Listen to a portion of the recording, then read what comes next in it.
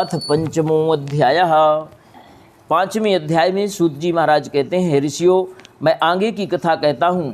प्रजा पालन में लीन तुंगध्वज नाम के राजा, जिन्होंने आखेट किया, जंगल में शिकार कर जब वापस लौट रहे थे, बट वृक्ष के नीचे उन्होंने देखा ग्वाल बाल बड़े भक्ति भाव से भगवान सत्यनारायण की पूजा कर रहे हैं।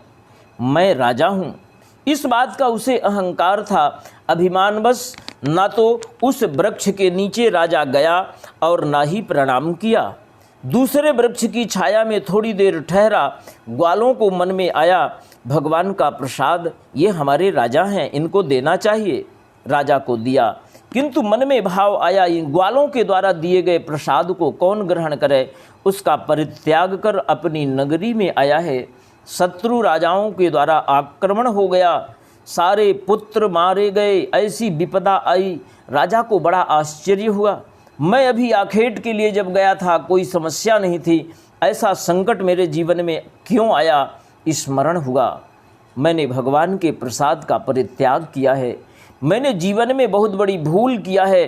और पुनः राजा उन ग्वालबालों को बुलाकर बट वृक्ष के नीचे जाकर बड़े भाव और भक्ति से भगवान की पूजा किया है, भगवान से क्षमा याचना किया है। भगवान सत्यनारायण परम दयालु हैं। भगवान की पूजा करने से राजा को पूर्ववत सब कुछ प्राप्त हो गया। दीर्घ काल तक सुख का उपभोग कर भगवान के लोकों को प्राप्त हुआ।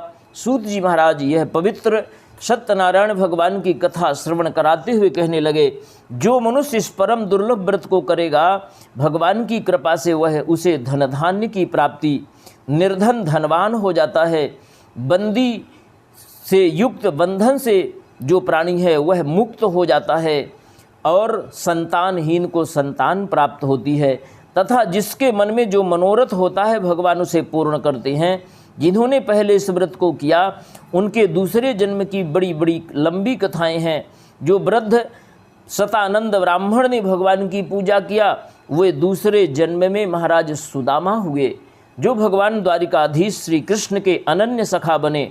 उल्का मुख नाम के जो राजा भगवान की पूजा किया, वे स्वयं चक्रवर्ती सम्राट महाराज दशरथ हुए, जिनके यहाँ भगवान मर्यादा पुरुषोत्तम श्री राम स्वयं पुत्र बन करके उन्हें गौरव प्रदान किया।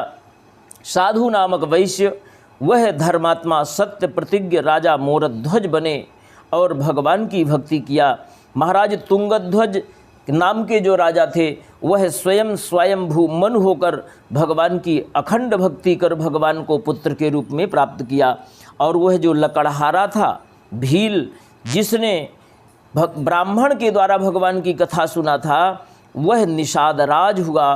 त्रेता में वही निषाद भगवान श्री राम के चरणों की सेवा कर भगवान के लोक को प्राप्त हुआ। सूत जी महाराज कहते हैं, इस प्रकार जो इस परम दुर्लभ व्रत को जो प्राणी करता है, वह संसार के समस्त सुखों को भोगकर अंत में भगवान के लोक को प्राप्त होता है। श्री स्कंद पुराणे रेवाखंडे सत्यनारायण व्रत कथायाम पंचमो अध्यायः।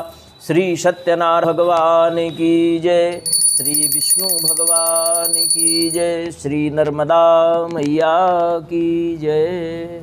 इस प्रकार यह सत्यनारायण भगवान की पवित्र कथा संपन्न हुई। आए हम लोग अग्नि प्रज्वलित कर भगवान के निमित्त आहुतियाँ प्रदान करेंगे और भगवान की पावन स्तुति करते हुए आरती